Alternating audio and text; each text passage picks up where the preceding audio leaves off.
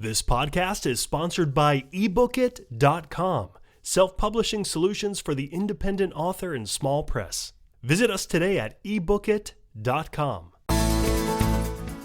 Welcome to the Toastmasters Podcast, the official podcast of Toastmasters International. Hello, everybody. This is Greg Gazin. And I'm Ryan Levesque. Ryan, as both of us are sitting here freezing in our respective homes, we have someone from somewhere quite warm. Yes, we certainly do. Meera Manek is joining us from California today. She is a dedicated communicator, educator, and motivator with the ability to build consensus and influence change. As an organizational leader and public speaker with experience in speechwriting, public speaking coaching, and meeting facilitation, Meera is an expert at training individuals and diverse groups to bring out the best in themselves by helping to improve messaging, stage presence, and delivery, thereby elevating their performance for speaking engagements. And Meera is featured in the March 2018 issue of the Toastmaster magazine. Meera Manek, welcome to the Toastmasters podcast. Hi, thank you for having me.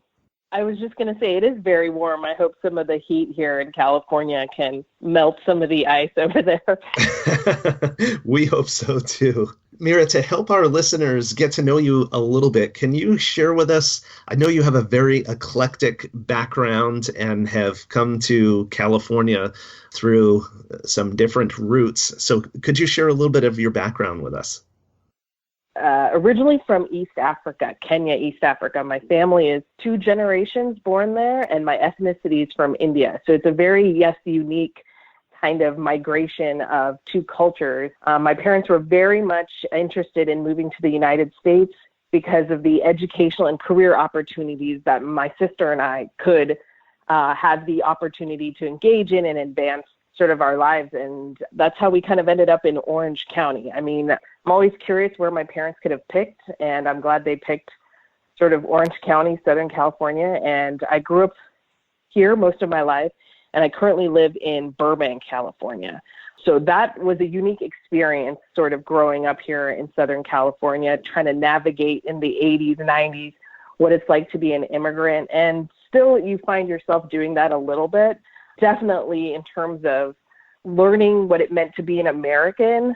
We watched a lot of TV, ate a lot of food, listened to, a lot of music, things like MTV. All of that really helped navigate us in what it meant to be sort of American. And then when we were in school, we'd be engaged in all sorts of extracurricular activities, anything that we could do to add to our experience, whether it was after school sports, drama, theater, Girl Scouts, and things like that. Awesome. Obviously, a number of these activities led to some form of speaking. The article features you as a public speaker, a speechwriter, and a stand-up comedian, which is quite a variation. Are any of these your main focus of work or a full-time endeavor? Well, actually, all of it is my full-time endeavor. Growing up, my dad always told me and my sister to kind of diversify and make sure our eggs are in many baskets. And before I became a speechwriter, I was a nonprofit consultant. I, worked as a organizer. I was very much into community organizing. And then what I did was I pursued my master's in business at American University in Washington, D.C. And that's where I studied with vice presidential speechwriters. But before then, I had been a part of Toastmasters. So this idea of public speaking was always in my background, but it wasn't until I studied with them that I saw this as a profession. And my life really started to take shape then when I thought I was coming to DC to become a lobbyist or work there. But it really shifted when I took this class and saw it as a profession. But speechwriting is a very unique hustle, if you will. You have to find clients. Doesn't pay the rent always. So I coupled it up with trainings and workshops and tried to make it more than just individualized speechwriting. So whenever I'm working with a client or an organization, I manage my projects very much on who I'm working with, my client at the time. And when I'm not doing any of that, I do also practice stand-up comedy, and I also work in real estate. And I got into the stand-up comedy because I wanted to be a better speechwriter. And the stand-up comedy has really helped me understand the audience better. It's helped me understand timing. It's helped me understand vulnerability on stage. It's helped me understand stage presence. All of those things just add to being a better speechwriter and coach and mentor to people who are seeking my services and help. So the stand-up is a minimal part of the whole thing. I definitely, get paid gigs and things like that. It's definitely taken many years, been doing it for about 6 years, and I still very much feel like a beginner. When there's no stand-up and there's no speechwriting, I decided to get my real estate license so I can continue to be able to do all the things that I want to do. So in that sense, I do have varied businesses, but I've, been able to manage it all because when you want to do something, your mind and body and the universe sets you up to do that. Serial entrepreneur. Yes. Nice. I'm sure you never get bored either. No, I'm talking to you gentlemen this morning, and so it can't get boring. It can't. It only gets more challenging and exciting, and you really get to see how much you can push yourself and how you accommodate and things. And for me, meeting people and clients and having all the worlds cross is also very exciting. For example, I did a stand-up comedy set for my real estate office, and it was a fundraiser, and all my worlds are kind of colliding there because it's new material for them. So I'm writing, but it's stand-up, but it's also for real estate. So it doesn't get boring. Wow. Really repurposing your content. Exactly. All of it provides for more material, if anything. Meera, you mentioned a few moments ago stage presence and delivery, and I'm sure that's something you work on with your clients when you're doing public speaking coaching. I'm wondering if there are any common mistakes that you see in those areas, and if so, what tips could you give our listeners on how they can improve both their stage presence and delivery? Great question. Well, each person is very unique in terms of what their challenges are in front of an audience and what they do well. And my job is to really identify the things they do well and really help them leverage those things, and then be able to help them see the things that they might be missing and elevate them, take them to the next level, but in their learning style, whatever that might be. So, for example, a common thing I see is people feeling like they have to apologize for themselves. In fact, I often see this in a Toastmaster meeting when people come up and they'll say, "Oh, I'm sorry, this is my first time up here. Oh, I'm sorry, I've never done table topics. Oh, I'm sorry, this is my first time evaluating." Well, nobody would really know it was your first time had you said that. And there's no need to apologize. The act of not feeling enough is very much carried by not only members I see, but with clients, that there's some feeling of I'm not good enough to be here. And over the years, I've learned as a coach to really get my client, get the person I'm working with to understand that they are enough and their message is as valuable as the next person's, and trust in the fact that the audience wants to hear that message, because we're all human beings and all those emotions we can very much relate to. In that sense, comedy has helped me understand vulnerability for people in speech writing and why people feel like they have to apologize. So it's helping people build a confidence where they're standing very much in a Superman, Superwoman position, taking command rather than shoulders humped over. The body language speaks of like an apologetic body language. So I would say that's really one common thing I see among stage presence and delivery when I'm coaching. Do you find the opposite is true as well, where perhaps someone comes to the front and they're not quite prepared and they use the apology as trying to lower the expectations? I've definitely found that as well. With a lack of preparation, it's very frustrating because as in my own study of speechwriting, the speechwriters that I worked with, they emphasized preparation so much that if you were going to write a 20-minute speech or a 10-minute speech, you needed to put in a minimum of 5 to 10 hours of research. And that wasn't even the beginning of the writing of the speech.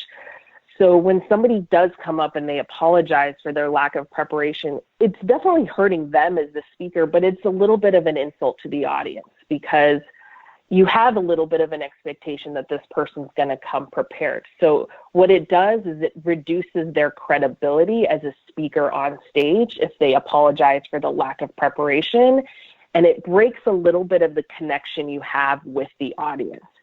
You have to bring the audience into your favor. And when you say things like that, the audience can be put off that this person had time to prepare and they haven't prepared for me today. Yeah, it's sort of like getting up there and saying, sorry guys, in my world, you weren't really that important, so you're going to get what you get today. Yeah, and the audience will respond in kind to that. One of the things I've experienced watching Toastmasters, especially in the role of educational vice president, which I would say that role has very much helped me as a coach and mentor really understand people's challenges, what their goals are, and how to mentor them. When they're not prepared, they're not set up for success.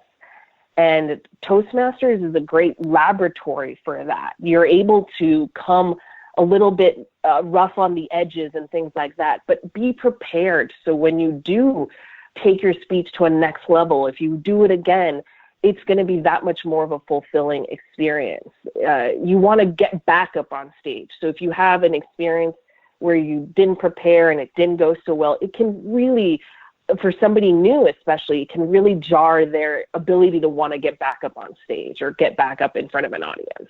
That's really good feedback. You're shortchanging the audience, and you're also shortchanging yourself. Yes, I've seen many members who have not set themselves up for success or not prepared, and they just don't come back to a meeting. The want to learn and want to get better has to come intrinsically, and you can't push them. You can only send so many emails. It is unfortunate to see that, but on the flip side, those who do use the program, and the three of us that are talking can very much relate to this, the individuals who use the program and really see how it translates into their work, professional, maybe their even personal relationships, and you see how much growth you have, it's just 100% rewarding experience. Ryan, just like the article says, Meera does work like a doctor. Yes. I just had to fit that in there somewhere. Where did that come about? Was that your wording, or was that? It actually, I was coaching an executive for a speech he was giving to a room full of 300 lawyers. And when he finished, he came up to me and said, "You're the speech doctor, Meera. You come in and you diagnose and you fix and heal this." Awesome. Despite best preparation, sometimes things can just happen. And in the article that you had mentioned that you had bombed on stage, I don't want to bring up the fact that someone had bombed on stage, but what I was curious about was what happened, what kind of went through your mind, and how did you handle it? Of course, in the moment, I would not have wanted to talk about it. But since I had some distance from the experience, I'm actually happy to talk about it, because as a performer, as somebody who is on stage, you have to almost go through something like this in order for you to become stronger and more confident as a presenter, speaker, whatever capacity you're in, whether it's like a TEDx, whether it is stand-up, whether you're doing the international speech, it doesn't matter. Even in the club level itself, this experience has made me a stronger performer. But what it was a cultural show I was asked to MC, and it was like an Indian cultural show. And even for me, the names are very challenging to pronounce. And some of the musicians had very long names. I mean, I'm talking 11 to 16 letter names. And I was given the list of names, or I was asked to MC almost a day before, and I just didn't have enough time to study the names, to work with the musicians, to have them say their names back to me. At the same time, I was in the Burbank Comedy Festival, so my time and my ability to even look at the programming was limited. I went into the event confident, obviously, and thinking, I can do this. I have some material they've given me. It'll be fine. But the second I mispronounced one name, it just snowballed and it didn't get better. And there was an audience member who wasn't having it, and she started to boo, and other people started to boo. And I think the booing was so jarring. I almost expected the audience to support me a little bit in my challenge, but they didn't. They had paid money for tickets and they wanted what they came to get, and I wasn't living up to that expectation. From that moment on, I have taken 20 times to study people's names if I'm hosting a comedy show Even if I know the comedian's name, I'll ask again, just because you want to be clear. You never want to get up on stage and give somebody just their first name. You want to make sure you have everything in order.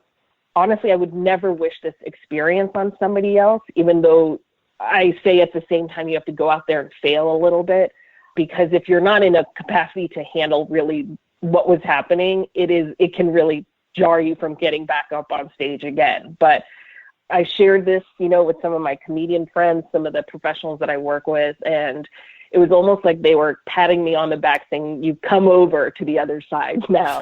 You've had that experience. And that's really what it felt like. I just feel that much more confident that I've been there, I've had to experience it, and I know how to completely avoid that and really give the opposite experience to an audience and to myself. The people who were in the audience came up to me after and were livid with the woman who was booing, and I definitely tried to handle it the best I could in stand-up. That would be a heckler, and I would have to use a tool or technique to really shut that heckler down. But this was a cultural performance, and they didn't want to detract from the main act, the main performance. They didn't want people to leave the event feeling like that's what they remember, this booing incident.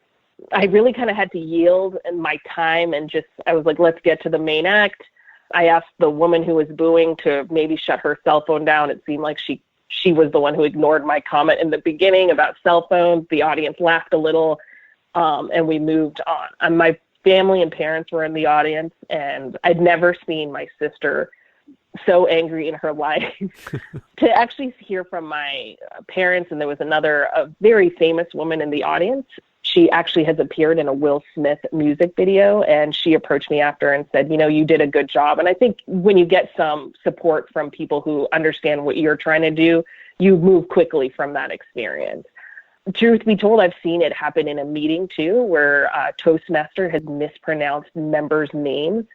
I have seen it turn the member a little bit turn on the Toastmaster that day, that this person wasn't prepared. They had plenty of time to learn members' names. They're a veteran member, they had their DTM and whatnot. You're as good as your last time on stage. That's what they say in speechwriting and stand-up. So if you are in a position where you have to learn and present as a host, you really have to take the time to learn all of that. And I'll also credit Stephen Colbert, somebody who heavily emphasizes that as well. And I came across his sort of lesson about that while I was experiencing that. He practices the names of his guests before they come onto his show, the show he does on CBS. It made sense to me that, yes, it doesn't matter who you are, what level you're at, whether you're a new first-time Toastmaster or you're Stephen Colbert, host of the Tonight Show, or I'm mixing up the shows, the Late Show. You still have to learn people's names because people hold so much value in their name, and our world is so much more globalized and international. It's a sign of respect and adds to your credibility as the host and the tone that you're setting for this show, that I've taken the time to prepare and I'm going to help you make this a great event. And people respond to that energy and they bring that as well. Preparation is the key to success. Yeah, that's really good advice. A couple of comments on the names. I know for myself, sometimes it's psychological, and in the moment you've practiced, you've rehearsed, you've got it right, and then it just doesn't come out right. So what I do sometimes is I'll just write it out phonetically. I've also noticed that in some clubs, because people seem to know each other, what they do is some clubs will introduce themselves, they'll go around the room, but they'll only use their first name. We try to encourage people to give your full name when you're introducing yourselves. One, of course, to obviously the importance of the name, as you mentioned, but also to help with the pronunciation of it. Some people may not know what the pronunciation is, and so if you get up and introduce yourself, people now know how your name is actually pronounced. Yes, it's a very good point. When somebody's name is mispronounced, you also see the person whose name might be complicated say, oh, that's okay, don't worry, and sort of not allow the opportunity to really learn it. Like they've been so used to saying, oh, it's okay, you don't know how to pronounce my name.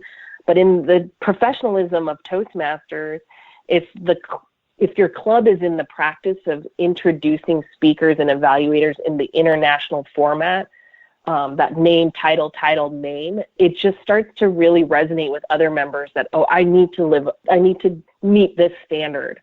If I want to be this professional, I need to really meet the standard that they're asking for. When you get a name right and somebody feels good about it, it goes a long way. If you mispronounce the name, it could be a different person altogether. It very much could. That's very true. I mean, I've definitely had my name mispronounced on stage. It seems very easy, and it's fine if somebody does. My cue at the end of my set or at the end of the speech, I wouldn't necessarily do it at the end of the speech, but at the end of a comedy set, I would say, "You've been a great audience. My name's Meera Manek. Thank you for having me." And then it's cleared and nobody has to feel bad. Yeah, that's great. Of course, you could also drop your website for people, which I will invite you to do momentarily. Meera, this has been great chatting with you, and I wish we had more time because you have so many interesting experiences, and I know you could speak about so many different things. Thank you for joining our show and sharing a little bit of your life and experience with us and with our listeners around the world. Where can people go to connect with you and learn more about what you do? That's a really good question. I should say that I've actually been part of Toastmasters since 2000. I joined when I turned 18. So I'll let people do the math. I belong to Warner Brothers. Currently, I belong to Warner Brothers Toastmasters in Burbank, California. And we are an 11-time President's Distinguished Club. I'll drop that in. So if you're ever in the Burbank area, please look us up. We meet Thursdays, 12:30. And we're a very energetic, eclectic, international community-based club. It's a little bit employee and a little bit community. And it's just a great learning experience. I've grown as a speaker myself, and I'm so happy I found the club. And anywhere I go in the world, I always look for a Toastmaster club. It helps me ground myself to the place that I'm in. And if you're in the area and you're wondering how, you're like, oh, I do want to come to the club meeting, well, you can contact me at my website, www.meeramanek.com, MEERAMANEK, or manekmonday.com. Manek is spelled like my last name, MANEK. That's how you can find me. Oh, now I got that song in my head. Yes. My whole intention is to have the song in your head. And that you do. And for our listeners, if you do check out Meera's site, there's a wonderful speech there where she talks about an international flight from India back to the United States.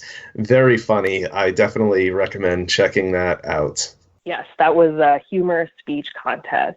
Meera Manek, thank you so much for taking the time to be with us today, and we wish you all the best in your endeavors. Thank you.